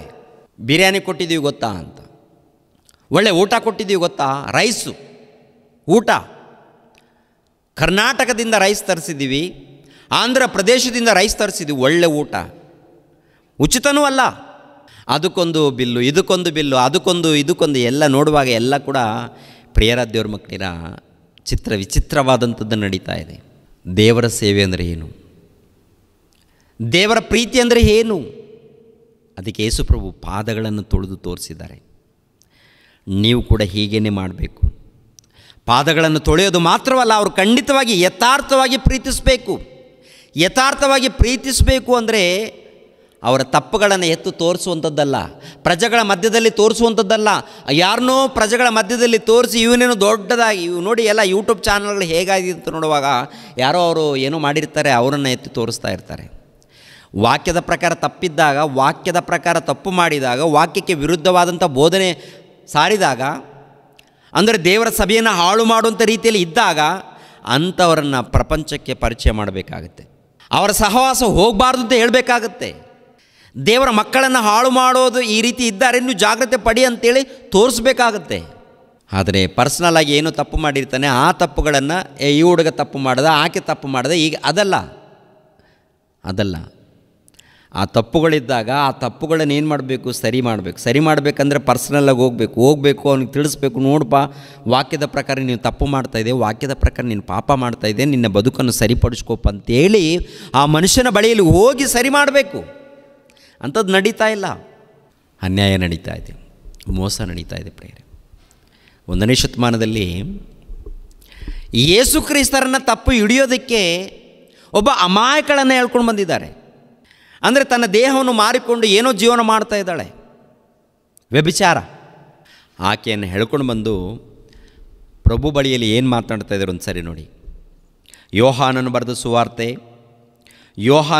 ಸುವಾರ್ತೆ 8ನೇ ಅಧ್ಯಾಯ ಏನ್ರಿ, ಯೋಹಾನನು ಬರೆದ ಸುವಾರ್ತೆ 8ನೇ ಅಧ್ಯಾಯ 4ನೇ ವಚನ. ಬೋಧಕನೇ, ಈ ಹೆಂಗಸು ವ್ಯಭಿಚಾರ ಮಾಡುತ್ತಿರುವಾಗಲೇ ಕೈಗೆ ಸಿಕ್ಕಿದಳು. ಇಂಥವರನ್ನು ಕಲ್ಲೆಸೆದು ಕೊಲ್ಲಬೇಕೆಂದು ಮೋಶೆಯ ಧರ್ಮಶಾಸ್ತ್ರದಲ್ಲಿ ನಮಗೆ ಅಪ್ಪಣೆ ಕೊಟ್ಟಿದ್ದಾನೆ. ಈಕೆಯ ವಿಷಯದಲ್ಲಿ ನೀನು ಏನು ಹೇಳುತ್ತಿ ಎಂದು ಆತನನ್ನು ಕೇಳಿದರು. ಆತನ ಮೇಲೆ ತಪ್ಪು ಹೊರಿಸೋದಕ್ಕೆ ಏನಾದರೂ ಒಂದು ನಿಮಿತ್ತ ಬೇಕಾದುದರಿಂದ ಈತನು ಏನನ್ನುತ್ತಾನೋ ನೋಡೋಣ ಎಂದು ಹಾಗೆ ಹೇಳಿದರು. ಒಟ್ಟಲ್ಲಿ ಯೇಸು ಕ್ರಿಸ್ತರ ಬಳಿಯಲ್ಲಿ ಆಕೆಯನ್ನು ಹೇಳ್ಕೊಂಡು ಬಂದಿದ್ದಾರೆ. ಬೋಧಕನೇ, ಈಕೆ ಪಾಪ ಮಾಡುವಾಗ ನಾವು ಇಟ್ಕೊಂಡಿದ್ದೀವಿ, ನೀನೇನು ಹೇಳ್ತೀಯ? ಧರ್ಮಶಾಸ್ತ್ರದ ಪ್ರಕಾರ ಈಕೆಯನ್ನು ಕಲ್ಲೆಸೆದು ಕೊಂದಾಗಬೇಕಂತಿರುತ್ತೆ, ನೀವೇನು ಹೇಳ್ತೀರಾ? ನೋಡೋಣ, ಈ ಮನುಷ್ಯ ತಪ್ಪಿನಲ್ಲಿ ಸಿಕ್ಕಾಕೊಳ್ತಾನ, ಏನಾದರೂ ಸರಿ ಹೇಳ್ತಾನೆ, ತಪ್ಪು ಹೇಳ್ತಾನೆ? ಹಾಗೇನ್ರಿ, ನಿಮ್ಮಲ್ಲಿ ಯಾರು ಪಾಪ ಮಾಡಿಲ್ವೋ ಅವನು ಆಕೆ ಮೇಲೆ ಕಲ್ಲನ್ನೆಸಲಿ ಅಂತ. ಎಷ್ಟು ಅದ್ಭುತವಾದಂಥ ತೀರ್ಪು ಮಾಡ್ತಾರೆ ಅಲ್ಲಿ, ಎಷ್ಟು ಅದ್ಭುತವಾದಂಥ ತೀರ್ಪು. ನೀವು ನೀತಿವಂತರ ಏನಪ್ಪ, ನೀವೆಲ್ಲರೂ ನೀತಿವಂತರ? ನೀತಿವಂತರಾಗಿದ್ದರೆ ನೀವು ಯಾರೂ ಪಾಪ ಮಾಡಿಲ್ಲ ಅಂದರೆ ಅಂಥವರು ಆಕೆ ಮೇಲೆ ಕಲ್ಲು ಎಸಿಬೋದು ಧರ್ಮಶಾಸ್ತ್ರದ ಪ್ರಕಾರ. ಯಾರಿದ್ದೀರಾ? ನೀನು ಕಳ್ಳ, ನೀನು ವ್ಯಭಿಚಾರಿ, ನೀನು ದೊಡ್ಡ ಮೋಸಗಾರ, ಎಲ್ಲರೂ ಅವರೇ. ಎಲ್ಲ ಟೀಮೆಲ್ಲ ಕೂಡ ಅದೇ ಟೀಮ್ ಹೇಳ್ಕೊಂಡು ಬಂದಿದೆ. ಇವಾಗ ಕಂಪ್ಲೇಂಟ್ ಕೊಡುವಂಥವ್ರು ಇವರು ಕೂಡ ಏನಪ್ಪ ಅಂದ್ರೆ ದೊಡ್ಡ ಪಾಪಾತ್ಮರು ಇರ್ತಾರೆ. ಈಗಿನ ಕಾಲದಲ್ಲಿ ಕೂಡ ಪಾಪಾತ್ಮರು, ಸುಳ್ಳುಗಾರರು, ಒಂದು ರೀತಿಯಲ್ಲಿ ವ್ಯಭಿಚಾರಿಗಳು. ಹೊರಗಡೆ ಆದರೂ ವ್ಯಭಿಚಾರ, ಇಲ್ಲ ಹೃದಯದಲ್ಲಾದರೂ ವ್ಯಭಿಚಾರ ನಡೀತಾ ಇರುತ್ತೆ. ಕಳ್ಳತನ, ಮೋಸ, ಅನ್ಯಾಯ ಎಲ್ಲ ನಡೀತಾ ಇರುತ್ತೆ. ಇವರು ಬಂದು ಇನ್ನೊಬ್ಬರ ತಪ್ಪುಗಳನ್ನು ತೋರಿಸ್ತಾ ಇರ್ತಾರೆ. ಅಂದರೆ ಅವರ ಕಣ್ಣಿನಲ್ಲಿ ಏನಿಟ್ಕೊಂಡಿದ್ದಾರೆ? ತೊಲೆ ಇಟ್ಕೊಂಡಿದ್ದಾರೆ. ಅವರ ಕಣ್ಣಿನಲ್ಲಿ ದೊಡ್ಡದೊಂದು ತೊಲೆ ಇಟ್ಕೊಂಡಿದ್ದಾರೆ. ಧೂಳು ನೋಡಿ, ಚಿಕ್ಕದು ರವೆ ಇರುತ್ತಲ್ಲ, ಅಂದರೆ ಚಿಕ್ಕ ಪಾಪ ಇರುತ್ತೆ ನೋಡಿ, ಚಿಕ್ಕ ಪಾಪ ಎಲ್ಲೋ ಮಾಡಿರ್ತಾರೆ, ತಪ್ಪು ಮಾಡಿರ್ತಾರೆ ನೋಡಿ, ಅದನ್ನು ತೋರಿಸ್ತಾ ಇರ್ತಾರೆ, ಎತ್ತಿ ತೋರಿಸ್ತಾ ಇರ್ತಾರೆ. ನೀನು ದೊಡ್ಡ ಪಾಪಿ, ನೀನು ಪಾಪ ಮಾಡಿದ್ದೆ, ನೀನು ದೊಡ್ಡ ಪಾಪ ಮಾಡಿದೆ ಅಂತ. ಅಂದರೆ ಯಾರು ತೋರಿಸ್ತಾರೆ ಅಂತ ನೋಡುವಾಗ ದೊಡ್ಡ ತೊಲೆಯನ್ನು, ಅಂದರೆ ಈ ಮನೇಲಿ ದೊಡ್ಡ ಚಾವಣಿ ಹಾಕಿರ್ತಾರೆ ನೋಡಿ, ನಿನ್ನ ಕಣ್ಣಲ್ಲಿ ರವೆ ಇದೆ, ಅಂದರೆ ಇವನೇ ದೊಡ್ಡ ಪಾಪಾತ್ಮನು. ಈ ಪಾಪಾತ್ಮನು ಬಂದು ಇನ್ನೊಬ್ಬ ಪಾಪಿಗೆ ಹೇಳ್ತಾನಂತೆ.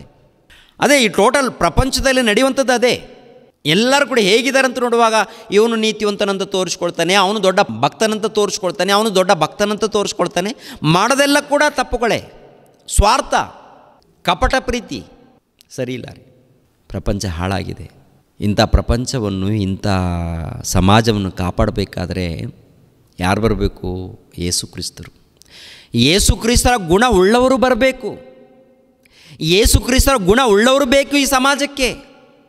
ಯೇಸು ಕ್ರಿಸ್ತರ ಹಾಗೆ ಕಾಪಾಡೋರು ಬೇಕು. ಯೇಸು ಕ್ರಿಸ್ತರ ಹಾಗೆ ಪ್ರೀತಿ ತೋರಿಸೋರು ಬೇಕು. ಯೇಸು ಕ್ರಿಸ್ತರ ಹಾಗೆ ಪ್ರೀತಿ ತೋರಿಸುವಂಥ ಕ್ರೈಸ್ತರೇ ಅನೇಕ ತಪ್ಪುಗಳು ಮಾಡುವಾಗ, ಅನೇಕ ಅನ್ಯಾಯ ಮಾಡುವಾಗ, ದೋಚಿಕೊಳ್ಳುವಾಗ, ಮೋಸ ಮಾಡುವಾಗ ಇನ್ಯಾರು ಈ ಸಮಾಜವನ್ನು ಕಾಪಾಡ್ತಾರೆ? ಇನ್ಯಾರು ಸಮಾಜವನ್ನು ಕಾಪಾಡ್ತಾರೆ? ಎಣ್ಣೆ ಬಾಟಲ್ ಇಟ್ಕೊಂಡು ದೇವರ ಒಂದು ಪ್ರಾರ್ಥನೆ ಮಾಡಿದ್ದು ಅಂತೇಳಿ ಎಣ್ಣೆ ಬಾಟಲ್ಗಳನ್ನು ಮಾರಾಟ ಮಾಡ್ತಾರೆ, ಖರ್ಚಿಪ್ಪುಗಳನ್ನು ಮಾರಾಟ ಮಾಡ್ತಾರೆ, ಉಪ್ಪು ಪಾಕೆಟ್ಗಳನ್ನು ಮಾರಾಟ ಮಾಡ್ತಾರೆ. ನಿಮ್ಮ ಬಳಿಯಲ್ಲಿ ಬರಬೇಕಂದ್ರೆ ಹಣ ಕೊಡಬೇಕಂತ ಕೇಳ್ಕೊಳ್ತಾರೆ. ಹೊರಗಡೆ ಬಂದ ಮೇಲೆ ಸುವಾರ್ತೆ ಹೇಳುವಾಗ ಮಾತ್ರ ನಾವು ಪ್ರೀತಿಸಬೇಕಂತ ದೊಡ್ಡದಾಗಿ ಹೇಳ್ಕೊಳ್ತಾರೆ.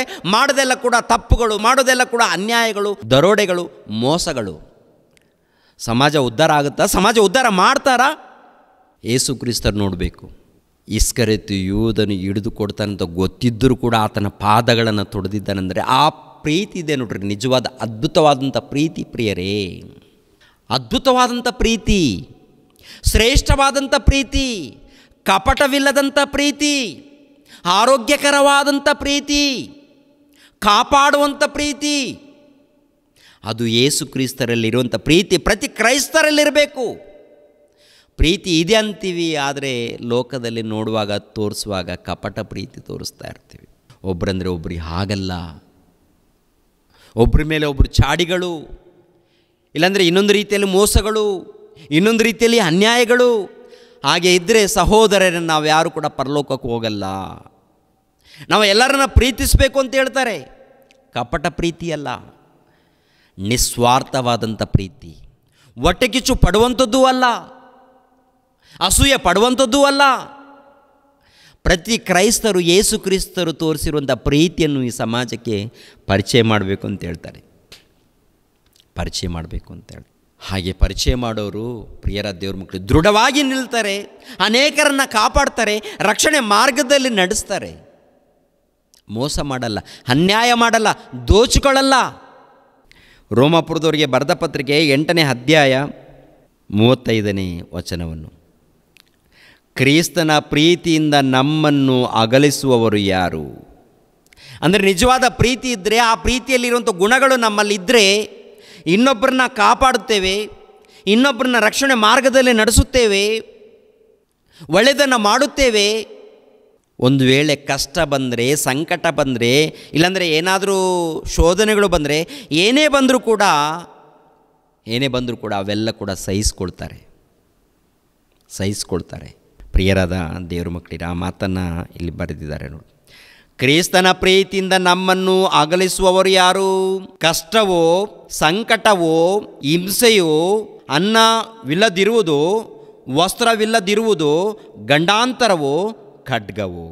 ಯಾವುದು ನಮ್ಮನ್ನು ಕ್ರಿಸ್ತನಿಂದ ಅಗಲಿಸುತ್ತೆ, ದೂರ ಮಾಡುತ್ತೆ? ಯಾವುದದು ದೂರ ಮಾಡುವಂಥದ್ದು ಯಾವುದು? ಕಷ್ಟ ದೂರ ಮಾಡುತ್ತಾ ನಮ್ಮನ್ನು? ಅಂದರೆ ಯೇಸು ಕ್ರಿಸ್ತರ ಪ್ರೀತಿಯಿಂದ ಕಷ್ಟ ಬಂದು ದೂರ ಮಾಡುತ್ತಾ? ಇಲ್ಲ. ಒಂದು ವೇಳೆ ಕಷ್ಟ ಬಂದರೆ ಆ ಕಷ್ಟವನ್ನು ನಿಜವಾದ ಕ್ರೈಸ್ತನು ಅನುಭವಿಸ್ತಾನೆ. ಆದರೂ ಪರವಾಗಿಲ್ಲ, ದೇವ್ರ ಸ್ತೋತ್ರವಾಗಲಿ ಅಂತಾನೆ.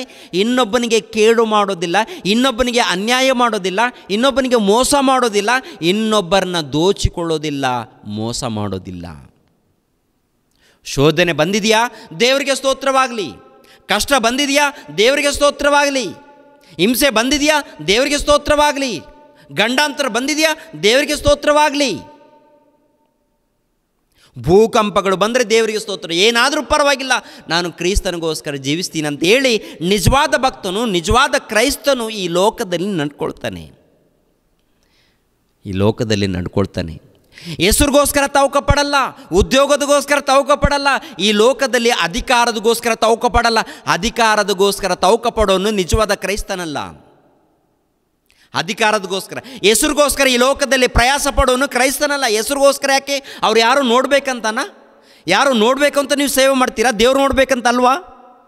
ಇವ್ರು ನೋಡ್ಬೇಕಂತೇಳಿ, ಅವ್ರು ಮೆಚ್ಚಬೇಕಂತೇಳಿ ಅವ್ರನ್ನ ಮೆಚ್ಚಿಸೋದಕ್ಕೆ ಏನು ಮಾಡ್ತಾರಂತ ನೋಡುವಾಗ ಸೇವೆ ಮಾಡ್ತಾ ಇರ್ತಾರೆ, ಅನ್ನದಾನ ಮಾಡ್ತಾ ಇರ್ತಾರೆ, ಪಾಕೆಟ್ಗಳನ್ನು ಹಂಚ್ತಾ ಇರ್ತಾರೆ. ಯಾರೋ ಮೆಚ್ಚಬೇಕು. ಯಾರು ಮೆಚ್ಚಬೇಕು? ದೇವ್ರು ಮೆಚ್ಚೋದು ಬೇಡವಾ? ದೇವರು ಮೆಚ್ಚೋದು ಬೇಡವಾ? ದೇವರು ಸಂತೋಷ ಪಡೋದು ಬೇಡವಾ? ದೇವರು ಸಂತೋಷ ಪಡಬೇಕಾದ್ರೆ ಯಥಾರ್ಥವಾದಂಥ ಪ್ರೀತಿ ಇರಬೇಕಯ್ಯ. ಯಥಾರ್ಥವಾದಂಥ ಪ್ರೀತಿ ಇರಬೇಕಯ್ಯ.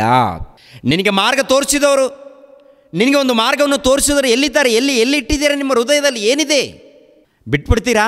ದಾರಿಗೆ ಬಿಟ್ಬಿಡ್ತೀರಾ? ರಸ್ತೆಯಲ್ಲಿ ಬಿಟ್ಬಿಡ್ತೀರಾ? ಆ ಥರ ಇದೆ. ನೋಡುವಾಗ ದೊಡ್ಡ ಪ್ರೀತಿ ಅಂತ ತೋರಿಸ್ಕೊಳ್ತಾರೆ. ಏನಿಲ್ಲ, ಕಪಟ ಪ್ರೀತಿ ಇದೆ. ಕಪಟ ಪ್ರೀತಿ, ವೇಷಧಾರಣೆ, ಮೋಸ ನಡೀತಾ ಇದೆ. ಜಾಗ್ರತೆ ಪಡಬೇಕು ಈ ದಿನಗಳಲ್ಲಿ. ಪ್ರತಿಯೊಬ್ಬರು ಯೇಸು ಕ್ರಿಸ್ತ ನಂಬಿಕೊಂಡು ಭಕ್ತಿಯಿಂದ ನಡ್ಕೊಳ್ಳಿ. ಯಾರನ್ನು ನಂಬಿಕೊಂಡು ಕುಳಿತುಕೊಳ್ಬೇಡಿ. ಯಾರೋ ನಮಗೆ ಒಳ್ಳೆಯದನ್ನು ಮಾಡ್ತಾರೆ, ಯಾರೋ ನಮಗೆ ಎಲ್ಲಿಗೋ ತಗೊಂಡೋಗ್ತಾರೆ, ಎಲ್ಲಿಗೋ ಸೇರಿಸ್ತಾರೆ. ಯಾರೂ ಸೇರಿಸಲ್ಲ. ಒಂದು ವೇಳೆ ಉನ್ನತವಾಗಿ ಸೇರಿಸ್ಬೇಕು, ಉನ್ನತವಾಗಿ ತೋರಿಸ್ಬೇಕಂದ್ರೆ ತಂದೆಯಾದ ಸರ್ವೇಶ್ವರನು ಯೇಸು ಕ್ರಿಸ್ತರು ನಿನ್ನನ್ನು ಉನ್ನತವಾಗಿ ತೋರಿಸ್ಬೇಕಂದ್ರು, ಉನ್ನತವಾಗಿ ಪರಿಚಯ ಮಾಡಬೇಕಂದ್ರು ಅವ್ರ ಮೂಲಕ ಆಗುತ್ತೆ ವಿನಃ ಮನುಷ್ಯರ ಮೂಲಕ ಏನೂ ಆಗಲ್ಲ ರೀ. ಮನುಷ್ಯನು ಸ್ವಾರ್ಥ ಚಿಂತಕನು, ಹಣದಾಸಿ ಉಳ್ಳವನು, ಬಡಾಯಿ ಕೊಚ್ಚಿಕೊಳ್ಳುವವನು, ಏನ್ರಿ, ದ್ರೋಹಿ, ಸೊಕ್ಕಿನವನು, ಅಹಂಕಾರಿ ಮನುಷ್ಯನು ಅಹಂಕಾರಿ, ಮನುಷ್ಯನು ಗರ್ವಿಷ್ಠನು. ಆದ್ದರಿಂದ ಇವ್ರು ಯಾರನ್ನ ನಂಬಕೋಬೇಡಿ. ದೇವ್ರನ್ನ ನಂಬಿ ಎಲ್ಲರನ್ನ ಪ್ರೀತಿಸಿ. ಪ್ರಿಯರಾದ ದೇವರ ಮಕ್ಕಳಿರ, ನೋಡಿ ಈ ಮಾತಲ್ಲಿ ಕ್ರಿಸ್ತನ ಪ್ರೀತಿಯಿಂದ ನಮ್ಮನ್ನು ಅಗಲಿಸುವವರು ಯಾರು? ಕಷ್ಟ ಅಗಲಿಸುತ್ತಾ, ಸಂಕಟ ಅಗಲಿಸುತ್ತಾ, ಹಿಂಸೆಯು ನಮ್ಮನ್ನು ಅಗಲಿಸುತ್ತಾ, ಇಲ್ಲಾಂದರೆ ಅನ್ನ ಇಲ್ಲ ಇರುವಂಥದ್ದು ಅಗಲಿಸುತ್ತಾ, ನಮ್ಮನ್ನು ವಸ್ತ್ರ ಇಲ್ಲದಿರುವಂಥದ್ದು ಅಗಲಿಸುತ್ತಾ? ಇಲ್ಲ. ದೇವರೇ, ನಾವು ನಿನ್ನ ನಿಮಿತ್ತ ದಿನವೆಲ್ಲ ಕೊಲೆಗೆ ಗುರಿಯಾಗಿದ್ದೇವೆ. ಜನರು ನಮ್ಮನ್ನು ಕೊಯ್ಯುವ ಗುರಿಗಳಂತೆ ಎಣಿಸಿದರು ಎಂಬುದಾಗಿ ಬರೆದಿರುವಂತೆ ಆಗುತ್ತದಲ್ಲ. ಅಪೊಸ್ತಲನಾಗಿರುವಂಥ ಪೌಲನು ರೋಮಾಪುರದವರಿಗೆ ಬರೆದ ಪತ್ರಿಕೆಯಲ್ಲಿ ಮಾತನ್ನು ಬಳಸಿದ್ದಾರೆ. ಅಂದರೆ ಕ್ರಿಸ್ತನ ಪ್ರೀತಿಯಿಂದ ನಮ್ಮನ್ನು ಯಾರು ಕೂಡ ಅಗಲಿಸೋಕ್ಕೆ ಸಾಧ್ಯನೇ ಇಲ್ಲ. ಅಂದರೆ ಆ ಪ್ರೀತಿಯಲ್ಲಿ ಏನಿದೆ? ಕಾಪಾಡುವಂಥದ್ದು, ಆ ಪ್ರೀತಿಯಲ್ಲಿ ಕರುಣಿಸುವಂಥದ್ದು, ಇನ್ನೊಬ್ಬರನ್ನ ರಕ್ಷಣೆ ಮಾರ್ಗದಲ್ಲಿ ನಡೆಸುವಂಥದ್ದು. ಅದು ಪ್ರತಿಯೊಬ್ಬರೂ ಕೂಡ ಕಲಿಬೇಕಾ? ಪ್ರತಿ ಕ್ರೈಸ್ತರು ಕಲಿಬೇಕಾ? ಪ್ರತಿ ಕ್ರೈಸ್ತರು ಪಾಲಿಸಬೇಕಾ? ಪ್ರತಿ ಕ್ರೈಸ್ತರು ಪಾಲಿಸ್ಬೇಕಿದನ್ನು. ಕ್ರಿಸ್ತನ ಪ್ರೀತಿಯನ್ನು ಹೃದಯದಲ್ಲಿ ತುಂಬಿಸ್ಕೊಳ್ಬೇಕು. ಆ ಪ್ರೀತಿಯನ್ನು ಪರಿಚಯ ಮಾಡಬೇಕು. ಆ ಪ್ರೀತಿಯನ್ನು ಪರಿಚಯ ಮಾಡಿದರೆ ದ್ವೇಷ ಎನ್ನುವಂಥದ್ದು, ಹಗೆ ಎನ್ನುವಂಥದ್ದು, ಹೊಟ್ಟೆ ಕಿಚ್ಚು ಎನ್ನುವಂಥದ್ದು ಇವೆಲ್ಲ ಕೂಡ ಇರೋದಿಲ್ಲ. ಇವು ತುಂಬಿಕೊಂಡಿದೆ ಹೃದಯದಲ್ಲಿ ಅಂದರೆ ನೀನು ಕ್ರಿಸ್ತನಿಗೆ ವಿರೋಧಿಯಾಗಿದ್ದೀಯ ಅಂತ ಅರ್ಥ. ಕ್ರಿಸ್ತನಿಗೆ ವಿರೋಧಿ. ಪ್ರಿಯರಾದ ದೇವರ ಮಕ್ಕಳಿರ, ಈ ಕೊನೆಯ ದಿನಗಳಲ್ಲಿದ್ದೀವಿ. ನಿಮ್ಮ ಭಕ್ತಿ ಜಾಗೃತಿ ಇರಲಿ, ನಿಮ್ಮ ನಂಬಿಕೆ ಜಾಗೃತಿ ಇರಲಿ. ಎಲ್ಲರನ್ನೂ ಪ್ರೀತಿಸಿ, ಯಾರನ್ನು ನಂಬಿಕೊಂಡು ಕುಳಿತುಕೊಳ್ಬೇಡಿ. ಎಲ್ಲರನ್ನೂ ಪ್ರೀತಿಸಿ. ನಿಮ್ಮಿಂದ ಏನಾಗುತ್ತೋ ಅದನ್ನು ಮಾಡಿ. ದೇವರ ಸುವಾರ್ತೆ ಮಾಡಿ, ಯಥಾರ್ಥವಾಗಿ ದೇವರ ಸುವಾರ್ತೆಯನ್ನು ಮಾಡಿ. ದೇವರ ಪ್ರೀತಿಯನ್ನು ಯಥಾರ್ಥವಾಗಿ ಸಾರಿ. ಯಾರೋ ನಮ್ಮನ್ನು ನಡೆಸ್ತಾರೆ, ಯಾರೋ ನಮ್ಮನ್ನು ಮೆಚ್ಚುತ್ತಾರೆ, ಯಾರೋ ನಮ್ಮನ್ನು ಮೆಚ್ಚಿಸಬೇಕು, ಇಲ್ಲ ಯಾರನ್ನೋ ನಾವು ಮೆಚ್ಚಿಸ್ಬೇಕಂದ್ರೆ ನೀನು ಮೋಸ ಹೋಗ್ತಾ ಇದೆಯಾ ಸಹೋದರ, ಸಹೋದರಿ. ಅವ್ರನ್ನ ಪ್ರೀತಿಸು, ದೊಡ್ಡವ್ರನ್ನ ಪ್ರೀತಿಸು, ಗೌರವಿಸು. ಅವರಿಂದ ನಿನಗೆ ಪರಲೋಕ ಇಲ್ಲ. ಯಾರಿಂದ ನಿನಗೆ ಪರಲೋಕ ಇಲ್ಲ? ದೇವರ ಮೂಲಕ ನಿನಗೆ ಪರಲೋಕ ಇದೆ. ದೇವರ ಮೂಲಕ ನಿನಗೆ ಸ್ವರ್ಗ ಇದೆ. ಆ ಸ್ವರ್ಗವನ್ನು ಪಡ್ಕೊಳ್ಬೇಕಾದರೆ ಯೇಸು ಕ್ರಿಸ್ತರ ಮಾರ್ಗ, ಈ ಮಾರ್ಗದಲ್ಲಿ ಯಥಾರ್ಥವಾಗಿ ನಡಿಬೇಕು. ಯಥಾರ್ಥವಾಗಿ ಪ್ರೀತಿಯನ್ನು ತೋರಿಸ್ಬೇಕು. ಕಪಟ ಪ್ರೀತಿ ಇದೆಯಾ? ವೇಷಧಾರಣೆ ಇದೆಯಾ? ಹೊಟ್ಟೆ ಕಿಚ್ಚು ಇದೆಯಾ? ಹಾಗಿದ್ದರೆ ಬೆಂಕಿಯ ಕೊಂಡಕ್ಕೆ ಹೋಗೋದಕ್ಕೆ ನೀನು ರೆಡಿಯಾಗಿದ್ದಿ ಎನ್ನುವಂಥದ್ದು ಮಾತ್ರ ನೀನು ಮರಿಬಾರ್ದು. ಯೇಸು ಕ್ರಿಸ್ತರು ಇಸ್ಕರಿಯೋತ ಯೂದನನ್ನು ಪ್ರೀತಿಸಿದರೆ ಯಾಕೆಂದರೆ ಬದಲಾಗಬೇಕು. ಆನಂತರ ಪ್ರಪಂಚ ಕಲಿಬೇಕು ಅಂತ ಪ್ರಪಂಚಕ್ಕೆ ಮಾದರಿಯಾಗಿ ತೋರಿಸಿದ್ದಾನೆ. ಮಾದರಿಯಾಗಿ ನಾನು ಯಾವ ರೀತಿ ನಡ್ಕೊಂಡಿದ್ದೀನೋ, ಯಾವ ರೀತಿ ಪ್ರೀತಿಸಿದ್ದೀನೋ, ಯಾವ ರೀತಿ ಶತ್ರುಗಳನ್ನು ಪ್ರೀತಿಸಿದ್ದೀನೋ ಅದೇ ಪ್ರಕಾರ ಪ್ರತಿಯೊಬ್ಬರು ಕೂಡ ನಡ್ಕೊಳ್ಬೇಕು ಅಂತೇಳಿ ಮಾದರಿ ತೋರಿಸಿ ಯೇಸುಪ್ರಭು ಹೋಗಿದ್ದಾರೆ. ಅದೇ ಪ್ರಕಾರ ಪ್ರತಿ ಕ್ರೈಸ್ತರು ಈ ಸಮಾಜಕ್ಕೆ ಮಾದರಿ ತೋರಿಸಿ ಹೋಗಬೇಕಾಗತ್ತೆ. ಜಾಗ್ರತೆ. ಎಲ್ಲರೂ ತಲೆಬಾಗಿಸಿರಿ, ಪ್ರಾರ್ಥನೆ ಮಾಡಿ ಮುಗಿಸುತ್ತೇನೆ. ಪ್ರಿಯ ಪರಲೋಕದಲ್ಲಿದ್ದಂಥ ನಮ್ಮ ತಂದೆಯ ದೇವರೇ, ವಂದನೆಗಳು, ಸ್ತೋತ್ರಗಳು. ನಿಮ್ಮ ಪ್ರಿಯ ಕುಮಾರನು 1ನೇ ಶತಮಾನದಲ್ಲಿ ನಿಮ್ಮ ಪ್ರೀತಿಯನ್ನು, ಜ್ಞಾನವನ್ನು ತೋರಿಸಿದ್ದಾರೆ. ತಂದೆಯ ದೇವರೇ, ಇಸ್ಕರಿಯೋತ ಯೂದನು ಹಿಡಿದುಕೊಡ್ತಾನೆ ಎನ್ನುವಂಥ ವಿಷಯ ಗೊತ್ತಿದ್ದರೂ ಆ ಮನುಷ್ಯನನ್ನು ಪ್ರೀತಿಸಿದ್ದಾನೆ. ಆ ಮನುಷ್ಯನ ಪಾದಗಳನ್ನು ಕೂಡ ತೊಳೆದಿದ್ದಾನೆ. ತಂದೆ, ಅದರ ಹಿಂದೆ ಪ್ರೀತಿ. ಈ ಪ್ರೀತಿ ಎಲ್ಲರನ್ನೂ ಕಾಪಾಡಬೇಕು, ರಕ್ಷಿಸಬೇಕು, ರಕ್ಷಣೆ ಮಾರ್ಗದಲ್ಲಿ ಪರಲೋಕಕ್ಕೆ ನಡೆಸಬೇಕು ಎನ್ನುವಂಥದ್ದು.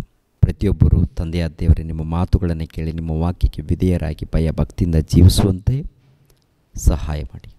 ಯೇಸು ಪವಿತ್ರ ನಾಮದಲ್ಲಿ ಬೇಡ್ತಾ ಇದ್ದೀನಪ್ಪ ತಂದೆಯೇ, ಆಮೇನ್. ಎಲ್ಲರಿಗೂ ವಂದನೆಗಳು.